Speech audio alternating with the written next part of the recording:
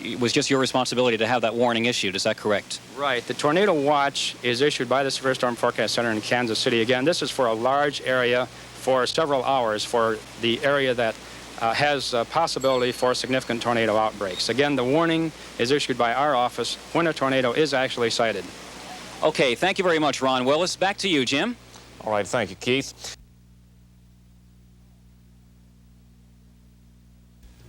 All right, now the man takes his weather forecasting very seriously. The man is a meteorologist. The man said, you heard a moment ago, that he assures us that the weather is going to be just as good or better, right? Just as good during tomorrow, Stan. I have no qualms about the weather coming up. In fact, we could mimeograph this forecast right through Tuesday. It's amazing. I'll phone it in. Why not? Take a couple of days off. Why not do it? Because that's exactly what the weather's been. It's been mimeographing itself for the last couple of days. We'll see more of that same type of weather tomorrow. And again on Tuesday and again on Wednesday. The hits just keep coming on. Let's look at the high and low for the day. That was a hit, too. We had a high today of 91 degrees, and that's highs, the high for the year thus far this year. The low this morning was a rather cool 52 degrees. And right now at 10 o'clock in the Twin Cities, fresh off the wire, we now have a temperature of 72 degrees. The dew point temperature is now beginning to creep up. It's now up to 50 degrees. That's that humidity we're talking about a moment ago, Stan. Relative humidity also going up at 46%. The barometer is rising, and the winds are westerly at 6 knots. Well, look at this nice tranquil scene. This occurred late in the afternoon. Some clouds have begun to build up by this point, but still a rather tranquil afternoon overall, even though we did have some showers developing later in the afternoon as forecasted. But now the showers, for the most part, are now beginning to dissipate. If we look at the satellite picture tonight across the 5-state area, this was taken about an hour and a half ago. Notice that the band of showers that was bothering us has now moved well to the south and east of the Twin Cities. The band now extending from northern Iowa through western Wisconsin, and generally we are now in generally clear skies. But there's another band of showers breaking out across much of the Dakotas at this present time, but that's of no real concern to us. But tomorrow, the disturbance that's causing these showers will have to be watched, because that may regenerate some shower activity here during the afternoon hours. Across the 5-state region, as of 9 o'clock tonight, Central Daylight Time, generally everywhere, as we say, just about the entire state of Minnesota has clear skies. Temperatures are beginning to drop back from highs of 85 to 90. The coolest we can find is 59 degrees in Duluth at the present time, 66 degrees in International Falls, but there are some showers being reported. Showers being reported now at Minot and at Bismarck, North Dakota. Temperatures there in the lower 60s. And another band of showers across extreme southern Minnesota. And what residual showers we have are now moving into western Wisconsin. Elsewhere, though, it's just generally quiet across the entire scene. Storm Surge radar, it's now generally quiet. There's only one little band of showers that's showing up right there across the extreme southeastern portion of the state near Winona, but that will be no concern to us. As you can see, the screen is generally clear, and that's a good indicator. Again, this is all diurnal shower activity. On the national weather map during tonight, we can tell you that the area of high pressure continues to remain solid across the southern one-half of the nation. And across this part of the country, we're still being influenced by a broad upper-level trough, which continues to cause instability in the lower levels of the atmosphere. The air is cold aloft, but that's what you get with upper-level troughs. And because of that, the strong surface heating of the sun tends to heat up that ground during the afternoon, makes the air very unstable, and showers and thunderstorms break out. This is like the third afternoon in a row this has happened. Now we're looking at a weak trough that's beginning to approach now from the Dakotas. This trough will continue to move slowly eastward, and in doing so, it will join up with this cold front, which is going to try to sail southeastward during the next 24 to 36 hours.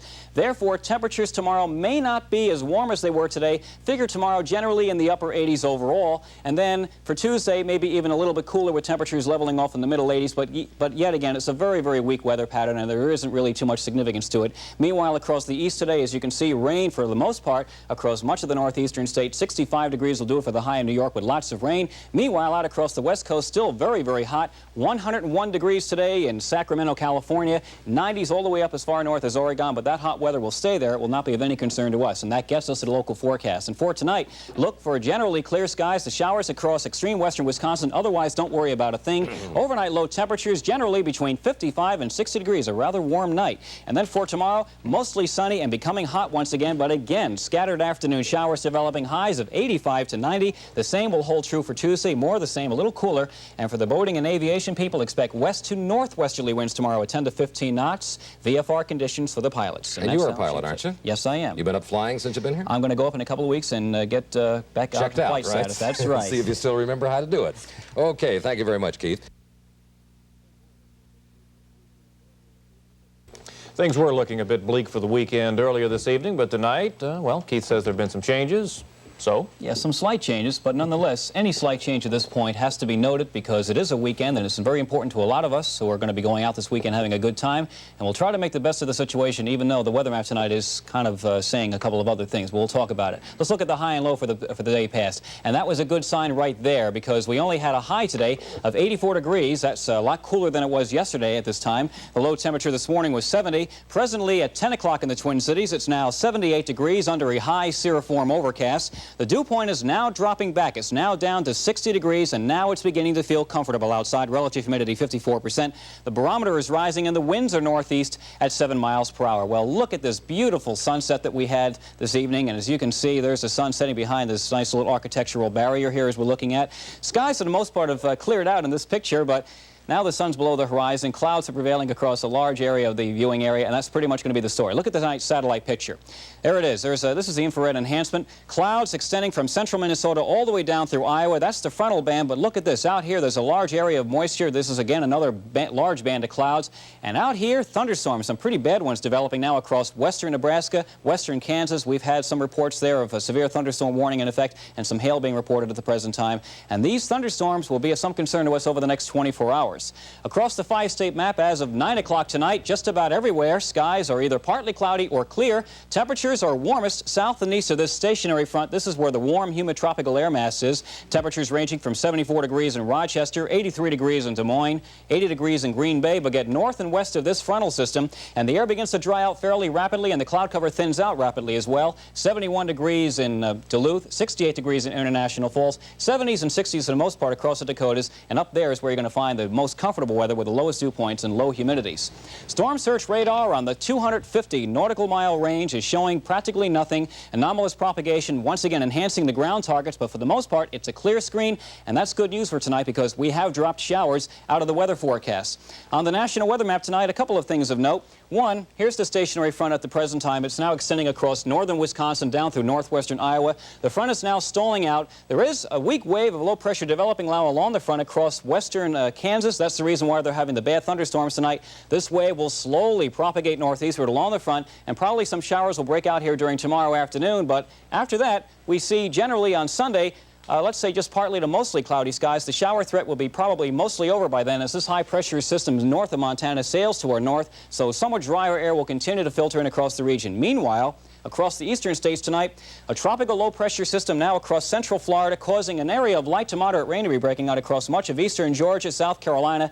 This low will continue to move northward, will be of no threat to maritime interest, but it will cause steady soaking rains across much of the eastern seaboard, especially by Monday as it moves northward. And that gets us at a local forecast. And for tonight, mainly cloudy skies. I have dropped showers out of the forecast. Low temperatures overnight between 64 and 68 degrees, a better night for sleeping. For tomorrow, mainly cloudy with some scattered showers, but some sunshine too. High 78 to 83, and for Sunday, mainly cloudy, maybe a slight chance of a shower. 75 to 80 for the highs, a little cooler. Boating and aviation interest, winds Saturday will be north at less than 12 miles an hour or 10 knots, and pilots expect VFR conditions all day, and sunset will be rather late at 9:02 tomorrow night. Jim. All right, sounds pretty good. And if you're not right, Keith will be back here again tomorrow night and Sunday to atone for those sins. In sports this evening, Well, we have Keith sitting over here next to me, and normally this is not the time for you to come in and do weather, but because of the events of today, we asked you to stick around a little earlier in the program.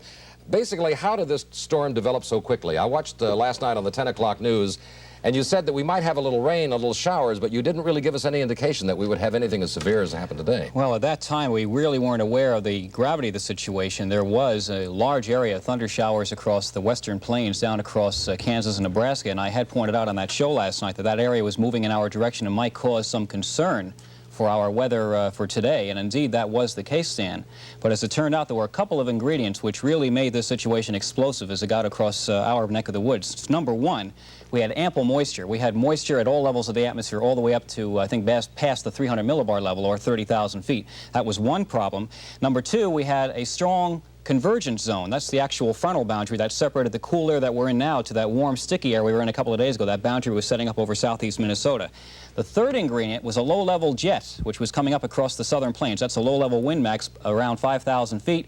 And as it got just about south of here, it began to fan out and climb upwards, and it caused upward vertical motion. And that's the key. The upward vertical motion and that moisture contributed to the huge instability which caused the high-level thunderstorms that developed today. So, in other words, it's really difficult at best to forecast an event like this, a tornado. It's really a most difficult thing for a meteorologist to do. Well, it's something that has to be monitored hour by hour, and by let's say early this morning, 6 a.m., the National Severe Storms Forecast Center saw the potential and then put out the watch, and they hit it right on the nail because the tornado did develop. Okay, thank you very much.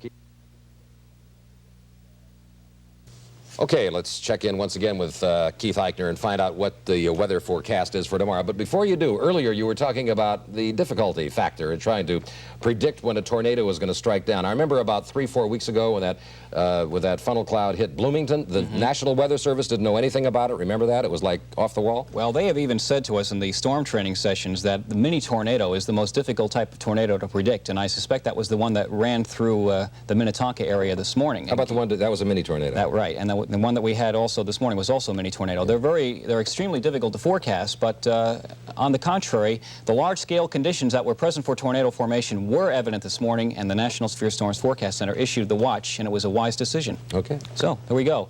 Well, we're going to tell you something. The weather forecast that we issued earlier tonight was a wise decision because skies have cleared after having such a stormy day, and right now it's absolutely gorgeous outside, brisk northeasterly winds, a little bit of twilight still left in the late daylight hours up here in the far north. And let's look at the current statistics for the day. And the day past, well, we started out with a high today of 78 degrees. That was around midnight. It's now dropped back to 57 degrees, and that's our present temperature. And by the way, we had 1.12 inches of rain, for those of you wondering how much rain fell from the skies today. At 10 o'clock in the Twin Cities, the temperature now at 57 degrees. Dew point temperature, oh, really nice, 49 degrees. Relative humidity, 74%. The barometer is rising and the winds are north at 15 miles an hour, but they have been gusting as high as 25 in the last hour or so. This was the scene that we saw late this afternoon as the sky gradually began to clear up to the west. And look at that scene. After having really torrential downpours that we had earlier today, we finally were rewarded with a nice evening sunset, but that's going to be changing because we have more weather to talk about during tomorrow. Behind me is the time-lapse photography of the thunderstorm that moved across from South Dakota earlier this morning. As we see it moving across the state, you can see that by around 10 o'clock the storm became rather circular. There's the actual core, that white dot that you see right there. And as we go to a live shot, as we now look at the picture taken about an hour and a half ago, that thunderstorm has now moved across extreme northeastern Wisconsin up into Lake Superior. And skies have now cleared out for the most part across all of Minnesota, but look out here. Here comes more trouble, friends. Another area of thunder showers is developing now across the Dakotas, and the disturbance causing that is heading in our direction, and we're going to be seeing some problems that result as that during tomorrow. Across the 5-state map as of 9 o'clock tonight, everywhere, skies for the most part are cloudy east of the Minneapolis-St. Paul area. And here's the frontal boundary, which caused all the troubles that we had earlier today. The warm air is now being cut off, and it's now confined across eastern Iowa, across eastern Wisconsin. Temperatures, as you can see, are still very warm. 82 degrees in Madison, 79 degrees in Green Bay. But jump this front, and strong north to northeasterly winds take over, bringing down some cooler air from the north. 58 degrees in Eau Claire, 54 degrees with cloudy skies in Duluth, 62 in Rochester. Out here, 59 in Alexandria. Out here, where sunshine prevails for most of the day, temperatures are still rather warm. 69 in Pierre, 67 degrees in Bismarck, and that's pretty much the story just about everywhere as skies are clearing for the most part just to our west. But as again we said, more clouds are beginning to approach now across the Dakotas.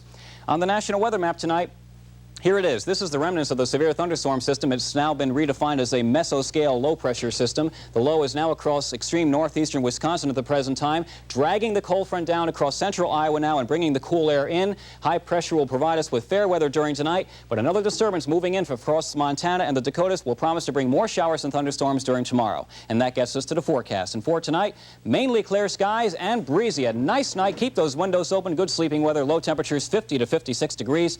And then for tomorrow, we'll start out with some sunshine early in the morning, but then clouding over with showers and thunderstorms redeveloping. Highs tomorrow 70 to 75 degrees, and for Monday, Stan, partly cloudy, high temperatures in the 70s to near 80 degrees. But no tornadoes tomorrow. I don't think so. You won't go out on a limb and predict that. I don't think. I wouldn't be responsible if I was doing that. Okay.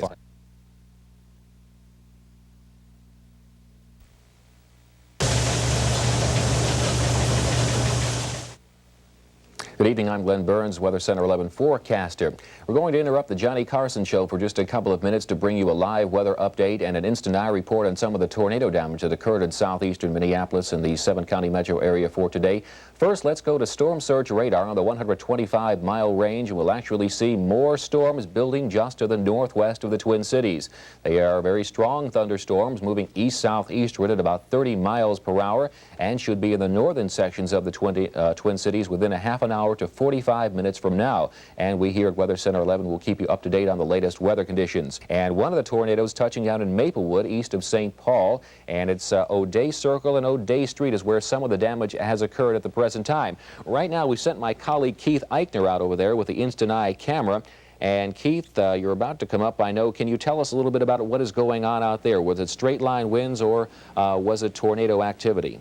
Well, Glenn, the consensus here seems to be that it was a tornado, at least at the present time. There were some people here from the Sheriff's Department who claimed that it was a tornado.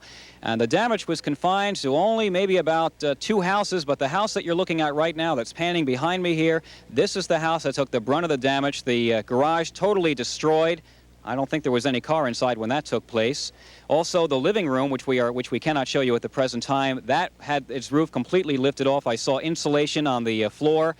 Some of the furniture was in disarray in the living room, and we had somebody in the house when this tornado went sweeping by. And we're going to be talking to her momentarily. The storm struck here shortly after 8 o'clock tonight. That was only about 3.5 hours ago approximately.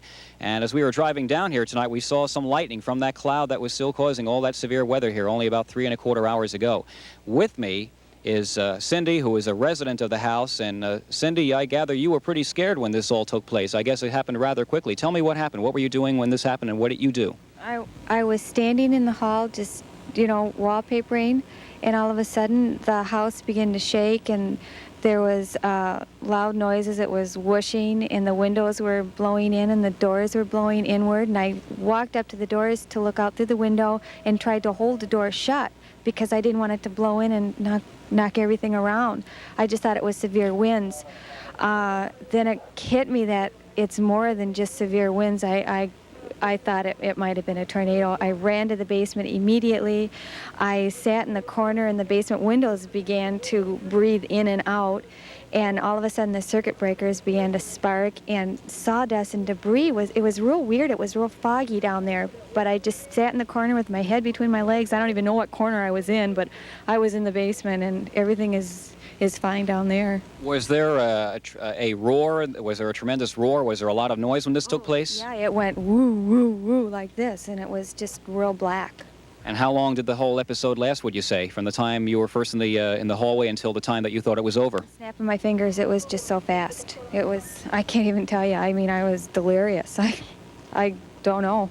One last thing, you had told me before that it had gotten very dark outside and you couldn't see a thing. I couldn't see a thing. It got so dark. At first it was raining real hard, and like I said, it was real dark, but I just thought it was a real bad storm and severe winds, but then things just didn't seem to be right, so I just thought, I'm getting out of here. Okay, well, thank you very much, Cindy. I might point out that Cindy has only lived here for only a few weeks in this state, and this is a brand new house, and this is the welcome that they got here with a tornado going right over the house. That's how things shape up at the present time. I'll throw it back to you, Glenn. Keith, do you see any power lines down in that area?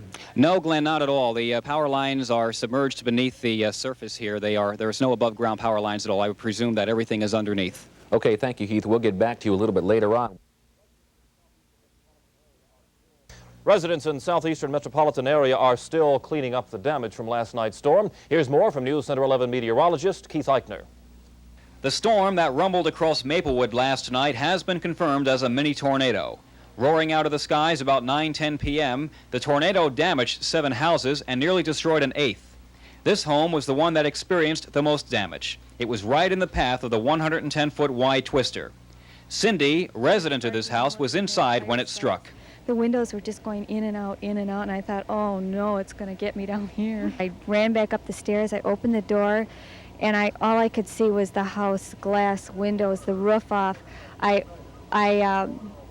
the front doors were just wide open and the screen was broken, and I threw open the door and it was raining real hard, and I ran next door to our neighbors. About 14 tornadoes in total swept through Minnesota, but no deaths or injuries occurred.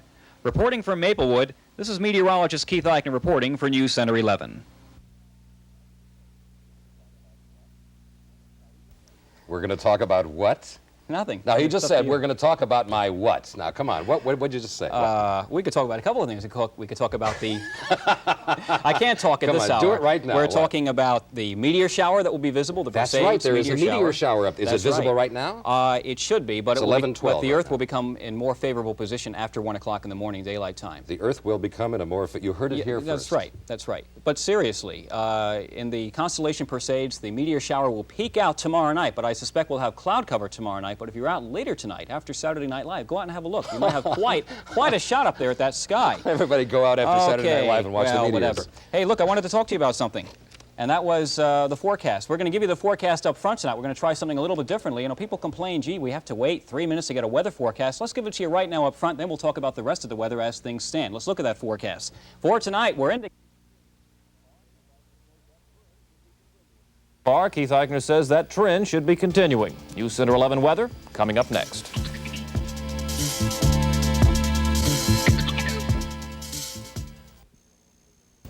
Tonight we're sort of celebrating here locally the return of the Ayatollah, as we call him these days. Back from vacation in the East. Yeah, and what a nice present. When I got back, I saw in the mail that, well, I'm going to show it to you here. Jim, the American Meteorological Society has issued yours truly the television seal of good practice for weathercasting here in the Twin Cities. There it is right there on your screen. That's what it looks like. And that means, as far as the AMS is concerned, that the weathercast that I'm doing here is, according to their standards, meets the professional standards and the educational instructional. So, but you can't fool all the people all the time. No, you can't do that. But nonetheless, I appreciate it. It was not easy to get. But then again, you know, weathercasting is not a very easy art to learn either. And a lot of us, including Glenn, we all know that it's not easy. But I'll tell you one thing that's going to be easy, and it's going to be that forecast. Nice weather to come back to. A beautiful day today. Ike's Almanac says we had a high today of 76 degrees. The low this morning, wow, rather chilly at 46, running 5 degrees below normal for this time of the year in terms of our departure from normal. Right now, at 10 o'clock in the Twin Cities, we have a temperature of 59 degrees. The dew point at 49. That temperature-dew point spread beginning to get closer now, and the humidity is beginning to increase as a result. The barometer is rising, and the winds are southwest at 7 miles an hour. Across the 5-state region, as of about an hour ago, everywhere we go, crystal clear skies prevailing. If you're going to be outside tonight looking at the stars, it should be absolutely ideal. The moon will not be rising until very, very late tonight, probably after 2 o'clock in the morning. If you can, get out there and have a look. But meanwhile, temperatures are beginning to drop back, and we do have one little temperature there I want to get rid of right now. That's a wrong temperature. These are temperatures as of 9 o'clock, 62 degrees in Des Moines, 57 degrees and clear skies up in Duluth. As we said, clear everywhere, maybe just some scattered to broken high cirrus across northeastern Minnesota, reflecting a weak frontal boundary that's now situated across northeastern Minnesota. Looking across the entire United States, as the satellite picture indicates earlier this afternoon, there we go. Temperatures, they're fooling on me tonight. As you can see, skies are clear all across much of the Midwestern states. This is a very unusual picture to see. Skies is clear from the Great Lakes all the way down to Texas is most unusual. Meanwhile, the old weather that bothered us a couple of days with rain, that's now moved well off the Atlantic coast. There's still some very heavy showers southeast of the, let's say, Georgia area and down across northern Florida. Elsewhere, though, as you can see, clear skies prevailing everywhere. Earlier tonight, we talked about the development of a tropical depression. It's still located north of the Yucatan Peninsula. These are still the 5 o'clock positions, or 2200 Greenwich position.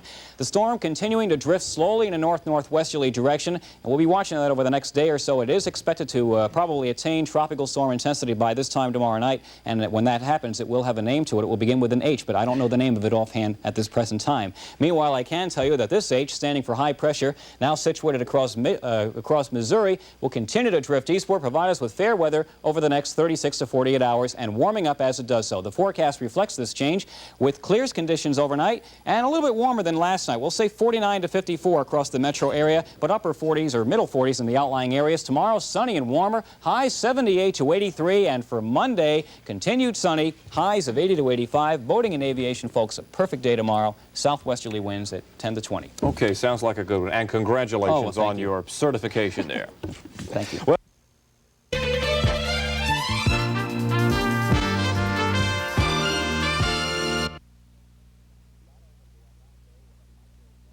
Not only do I not know what a microbarograph is, I don't even think I'm pronouncing. What did you bring with you tonight for a visual aid? Well, this is my most expensive toy. Show and tell time with Keith Eichner. Yes. A couple of years ago, I bought this instrument, but it's known as a microbarograph stand. That was right. You got it, and you got the pronunciation right as well. I usually do. Now, most people, most people are familiar with barometers. Now, barometers, the aneroid barometers, the ones that you buy your ma or dad for Christmas and you put it up on the wall.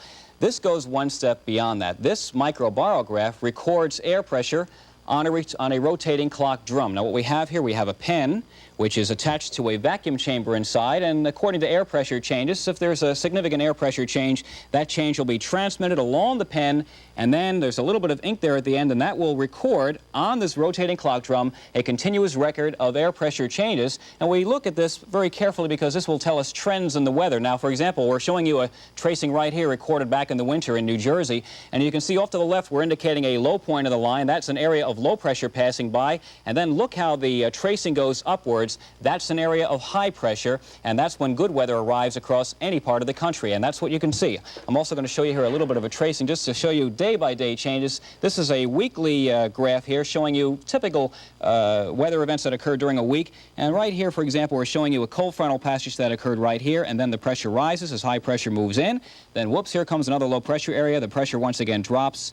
And if I don't stop shaking, we'll get this through. And as you can see, the pressure drops. And that's what happens. And when air pressure rises or falls, that dictates important changes in our weather. And we watch this instrument very closely, Stan. It's a very useful instrument to have. Isn't that amazing? Isn't that amazing? No, it really is. It's, you know, it's something, it's a tool of your trade. Yes, it is. It's very important. It's like the stethoscope to a doctor, a microbarograph to a meteorologist. And speaking of the tools of your trade, you have about a minute, 10 seconds left to tell us all about the weather. Okay, well, let's talk about the current statistics and the day past. We had a beautiful day today, Stan. A high of 85, a low of 55. You thought it was warm? Yes, it was. It was 13 degrees warmer than it should be at this time of the year. At 10 o'clock in the Twin Cities, we have a temperature now of 71 degrees. The dew point at 52 degrees. Barometer, 29.98 and falling, and that's what we're showing you right now. And the winds are south, out of the south at 9 miles an hour. That's going to be continuing to keep warm air up across this part of the country tonight.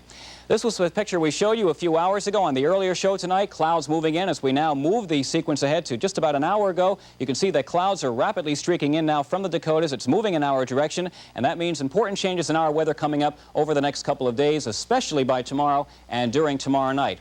On the national weather map, we're looking now at an approaching cold front now moving in across the Rockies. It's going to move across the Dakotas during tomorrow. An area of showers and thunderstorms will likely develop out in advance of this cold frontal system. So tomorrow we won't have as much sunshine as today, but we'll have a little bit of sun, but also lots of clouds too, and perhaps a shower or two developing, especially in the afternoon. Then by the weekend, much colder Arctic air will be building in from northwestern Canada, and that's going to serve to bring us down to more normal temperatures for this time.